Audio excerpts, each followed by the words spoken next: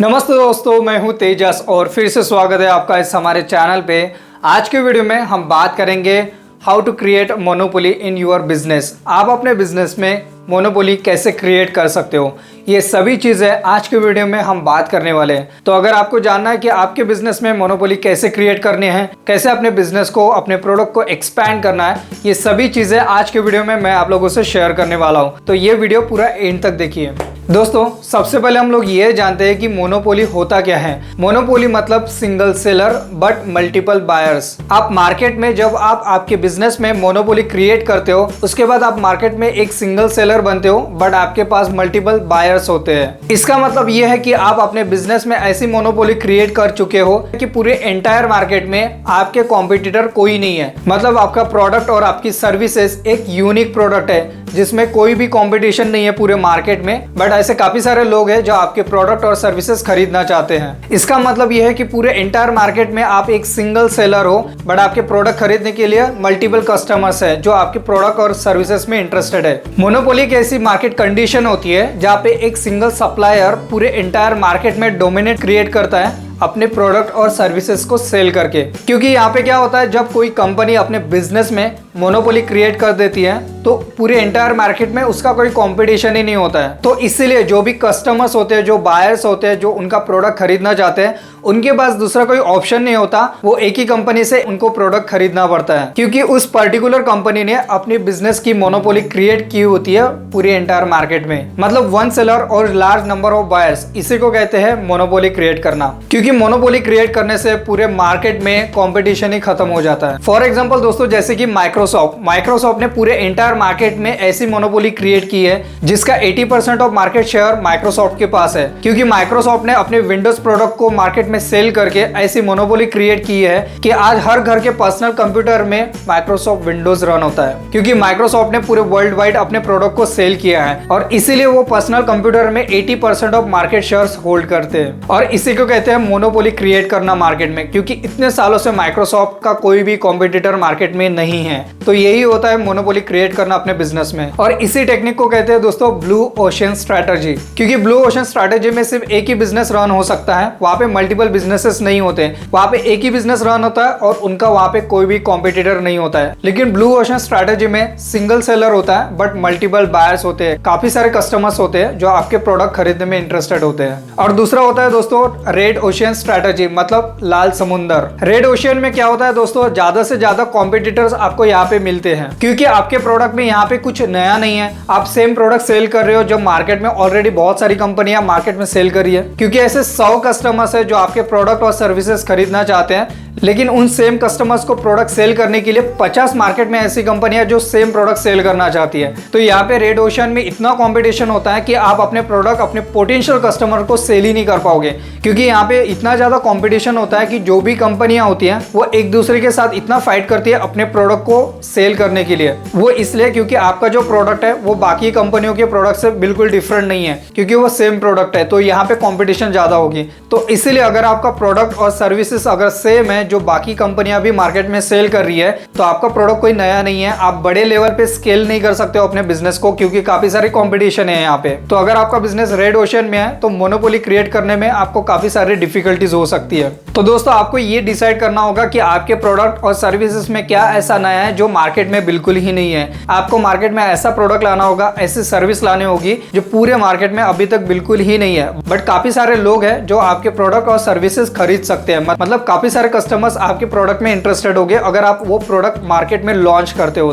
तो यहाँ पे दोस्तों आपको ये डिसाइड करना होगा कि आपका जो बिजनेस है वो ब्लू ओशन में रन होगा या रेड ओशन में रन होगा। तो ये होता है दोस्तों मोनोपोली क्रिएट करना। किसी भी बिजनेस में मोनोपोली कैसे क्रिएट की जाए। लेकिन दोस्तों अभी हम बात करते हैं कि आप अपने बिजनेस में कैसे मोनोपोली क्रिएट कर सकते हो। क्या ऐसी स्ट्रैटेजी यूज करनी चाहिए आपके बिजनेस में जिसकी वजह से आप अपने बिजनेस में मोनोपोली क्रिएट कर सकते हो। क्योंकि पूरे एंटायर मार्केट में सिर्फ आपका प्रोडक्ट और आपकी सर्विसेज से लोग खरीदेंगे, आपका कोई भी मार्केट में कॉम्पिटिटर नहीं होगा। तो अगर आप चाहते हो अपने बिजनेस में मोनोपोली क्रिएट करना, तो ये 6 पॉइंट्स मैं आप लोगों के सामने रख रहा हूँ। ये 6 पॉइंट्स एक ऐसी स्ट्रैटेजी है, अगर आप अपने बिजनेस में यूज करते हो, इसे इंप्लीमेंट करते हो, तो आप अपने बिजनेस में मोनोपोली क्रिएट कर सकते हो। Point number 1, intellectual property rights. दोस्तों, इंटेलेक्चुअल प्रॉपर्टी राइट्स में आप अपने प्रोडक्ट और सर्विसेज को लीगली प्रोटेक्ट कर सकते हो। जैसे कि आपका कोई बिजनेस आइडिया है या फिर कोई डिजाइन है या कोई इनोवेशन है या फिर मैन्युस्क्रिप्ट है, तो ऐसी कोई चीज है उसे आप पेटेंट करके लीगली प्रोटेक्ट कर सकते हो।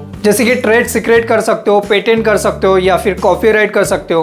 तो ये ऐसे चीजों से आप अपने आइडियाज को, अपने डिजाइन को या नए इनोवेशन को आप प्रोटेक्ट कर सकते हो। क्योंकि दोस्तों यहाँ पे क्या है, अगर आप अपने आइडियाज को, अपने इनोवेशन को या फिर आपने कोई डिजाइन बनाई है, अगर इसे आप पेटेंट कर लेते हो तो आपके प्रोडक्ट को कोई चुरा नहीं पाएगा मार्केट में, क्योंकि आपने लीगली पेटेंट किया है। तो आपके आइडियाज को, आपके डिजाइन को अगर कोई चुरा नहीं पाएगा तो वहां पे कंपटीशन खत्म हो जाती है, क्योंकि ये आइडिया सिर्फ आपका होगा और मार्केट में इस आइडिया पे सिर्फ आपकी कंपनी काम करेगी। तो इसीलिए आपके जो भी इंटेलेक्चुअल प्रोडक्ट है, जैसे कि आइडिया, डिजाइन या मैन्युस्क्रिप्ट, तो इसको अगर आप पेटेंट करते हो तो यहाँ पे आपका कंपटीशन पूरा खत्म हो जाएगा। तो इसीलिए आपके पास इंटेलेक्चुअल प्रॉपर्टी राइट्स होनी चाहिए। Okay, point number 2, strong distribution network. अगर दोस्तों आपकी कंपनी मैन्युफैक्चरिंग करती है और आप प्रोडक्ट बनाते हो, लेकिन आप अपने प्रोडक्ट को एंड कस्टमर तक कैसे लेके जाते हो? तो दोस्तों अगर आपकी कंपनी कोई प्रोडक्ट को डिजाइन करता है, उस प्रोडक्ट को बनाता है, तो उस प्रोडक्ट को कस्टमर को सेल करना एक सेलर का काम होता है। तो मार्केट में जो सेलर्स होते हैं वो आपके प्रोडक्ट को मार्केट में सेल करते हैं। तो जो सेलर्स होते हैं वो डायरेक्टली और इनडायरेक्टली आपके बिजनेस पार्टनर्स होते हैं, और इन लोगों को इंटरमीडिएट भी कहते हैं, क्योंकि आप एक प्रोडक्ट बनाते हो और जो कस्टमर्स होते हैं वो प्रोडक्ट को यूज करते हैं। तो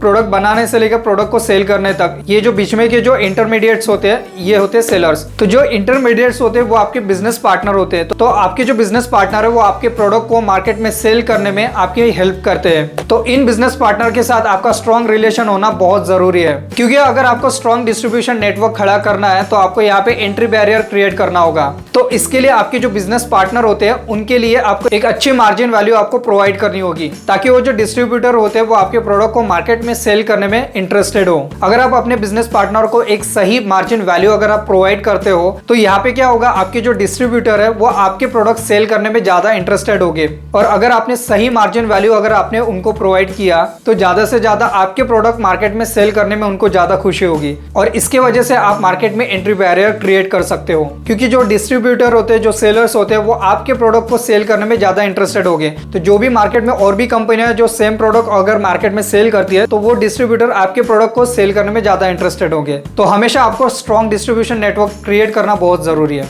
point number 3, mergers and acquisitions. दोस्तों अगर आपका मार्केट में कोई कॉम्पिटिटर है तो उसको खत्म करने के लिए या तो फिर आप उस कंपनी के साथ कोई मर्ज कर लो या फिर आप एक्विजिशन कर लो। मर्ज करना मतलब मार्केट में ऐसी एक कंपनी है जो सेम प्रोडक्ट और सर्विसेज सेल करते हैं जो आप सेल करते हो। तो ऐसी कंपनी के साथ अगर आपकी कंपनी मर्ज हो जाती है तो इसके वजह से दोनों कंपनियां कंबाइन हो जाएगी, और इससे आपकी मार्केट में और ज्यादा पावर बढ़ेगी, और इससे आप अपने ऑपरेशंस को और ज्यादा स्ट्रॉन्ग बना सकते हो। फॉर एग्जाम्पल जैसे कि आइडिया और वोडाफोन, ये दोनों कंपनियां एक दूसरे से मर्ज हो गई, क्योंकि इन दोनों कंपनियों की जो सर्विसेज है वो सेम है, कस्टमर सेम है। तो ये दोनों कंपनियां एक दूसरे से मर्ज हो गई, और इन कंपनियों के जो ओनर्स थे अभी वो जॉइंट ओनर्स बन चुके हैं। इसके अलावा अगर आप किसी कंपनी को एक्वायर कर देते हो तो आप पूरे मार्केट में कॉम्पिटिशन ही खत्म कर देते हो। एक्वायर करना मतलब उस कंपनी को खरीद लेना। फॉर एग्जाम्पल वॉलमार्ट ने फ्लिपकार्ट को खरीद लिया, यहाँ पे टाटा ने जागवार को खरीद लिया, तो टाटा ने एक्वायर कर लिया जागवार को। तो यहाँ पे आप अपने कॉम्पिटिटर को मार्केट से खत्म कर रहे हो। तो ऐसा कोई मार्केट में अगर आपका कोई कॉम्पिटिटर है तो यहाँ पे आप उनसे मर्ज कर सकते हो या एक्वायर कर सकते हो। Okay, point number 4, recurring revenue model. दोस्तों रिकरिंग रेवेन्यू मॉडल क्या होता है? अगर आपने किसी कस्टमर को आपका प्रोडक्ट एक बार सेल कर दिया तो वो बार बार आपके प्रोडक्ट खरीद लेगा। मतलब कोई कस्टमर अगर एक बार आपसे जुड़ गया तो वो बार बार आपके प्रोडक्ट में इंटरेस्टेड होगा और आपका बार बार प्रोडक्ट खरीदेगा। क्योंकि दोस्तों मार्केट में पहले क्या होता था कि कोई भी प्रोडक्ट अगर आपको खरीदना था तो आपको वन टाइम पेमेंट करना पड़ता था, लेकिन अभी थोड़ा सा चेंज हो चुका है, क्योंकि काफी सारी कंपनियों ने टेक्नोलॉजी का यूज किया है। फॉर एग्जाम्पल पहले ऐसा होता था कि कोई भी प्रोडक्ट खरीदने के लिए आपको वन टाइम पेमेंट कर लो, उसके बाद वो प्रोडक्ट आपका हो गया। बट अभी ऐसा नहीं होता है। अभी कैसे होता है, आपको मंथली बेस पे आपको पैसा उनको प्रोवाइड करना पड़ता है और आप उनकी सर्विसेज यूज करते हो, और इसी प्रोसेस को रिकरिंग रेवेन्यू मॉडल कहते हैं। क्योंकि यहाँ पे क्या होता है, अगर आपने एक कस्टमर को अपनी सर्विसेज प्रोवाइड कर ली तो उस सर्विस को कंटिन्यू यूज करने के लिए उस कस्टमर को हर मंथली बेसिस पे उसको पेमेंट करना होगा।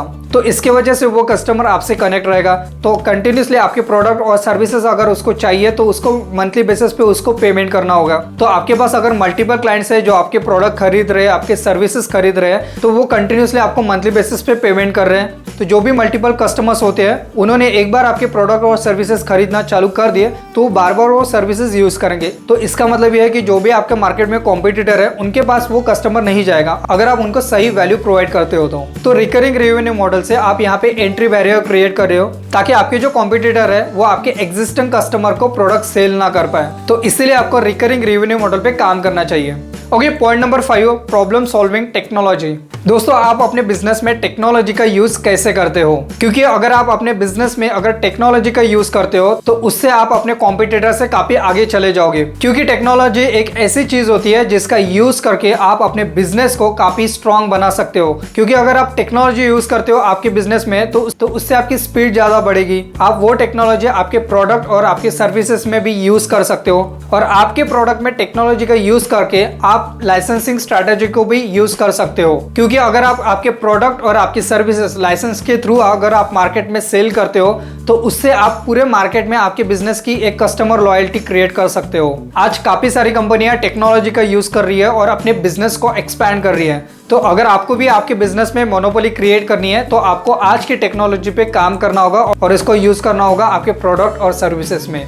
Okay, point number 6, brand equity. आपके बिजनेस की ब्रांड इक्विटी होना बहुत ज्यादा जरूरी है क्योंकि ये एक ऐसी स्ट्रैटेजी है जो आपके बिजनेस को मार्केट से अलग बनाती है। तो यहाँ पे आपकी बिजनेस की ब्रांडिंग कैसे है, कितना स्ट्रांग आपका नाम है, वो जो बिजनेस का लोगो होता है वो लोगों के माइंड में कैसा फिक्स्ड हो जाता है, ये आपको देखना पड़ेगा। क्योंकि ब्रांडिंग बहुत ज्यादा इंपॉर्टेंट होती है किसी भी बिजनेस के लिए। आपके बिजनेस का जो नाम होना चाहिए वो काफी क्लीन और क्लियर होना चाहिए ताकि एक बार किसी कस्टमर ने सुन लिया तो उसके दिमाग में फिट हो जाए। वैसे ही आपके बिजनेस का लोगो इतना अट्रैक्टिव होना चाहिए जो किसी ने भी एक बार देख लिया तो उसके माइंड में वो फिक्स होना चाहिए। तो आपकी जो बिजनेस की ब्रांडिंग है वो बहुत स्ट्रांग होनी चाहिए क्योंकि ब्रांड इक्विटी की वजह से आप मार्केट में आपके बिजनेस की मोनोपोली क्रिएट कर सकते हो। क्योंकि जो कस्टमर्स होते हैं ना, एक बार उनके दिमाग में अगर आपकी कंपनी का नाम, आपकी कंपनी का लोगो अगर फिक्स हो गया तो वो लोग सिर्फ आपकी कंपनी का नाम लेंगे। मतलब उनको जब भी आपके प्रोडक्ट और सर्विसेज का अगर यूज करना हो, क्योंकि यहाँ पे आपने बिजनेस ब्रांडिंग की है, तो उन कस्टमर के दिमाग में आपके बिजनेस की एक ऐसी इमेज छपी है जो सिर्फ आपकी कंपनी के बारे में सोच सकते हैं, बाकी कॉम्पिटिटर के बारे में बिल्कुल नहीं सोचेंगे। तो इसलिए आपको ब्रांड इक्विटी पे काम करना बहुत जरूरी है और इससे आप अपने बिजनेस में मोनोपोली क्रिएट कर सकते हो। तो दोस्तों, आज के वीडियो में मैंने आप लोगों को जो 6 पॉइंट्स बताए मार्केट में आपके बिजनेस की मोनोपोली कैसे क्रिएट करनी है, तो ये 6 पॉइंट्स पे आप लोगों को काम करना होगा और आपके बिजनेस को रेड ओशन से ब्लू ओशन में लाना होगा, जिसके वजह से मार्केट से आपका पूरा कॉम्पिटिटर खत्म हो जाएगा और आप एक मार्केट में मोनोपोली क्रिएट कर सकते हो आपके बिजनेस की। तो यही है दोस्तों आपके बिजनेस में मोनोपोली क्रिएट करने की एक सही स्ट्रैटेजी। तो आई होप आपको आज का वीडियो पसंद आया। अगर पसंद आया तो प्लीज सब्सक्राइब कर दीजिए हमारे चैनल को। मैं मिलता हूँ नेक्स्ट वीडियो में। Thank you so much.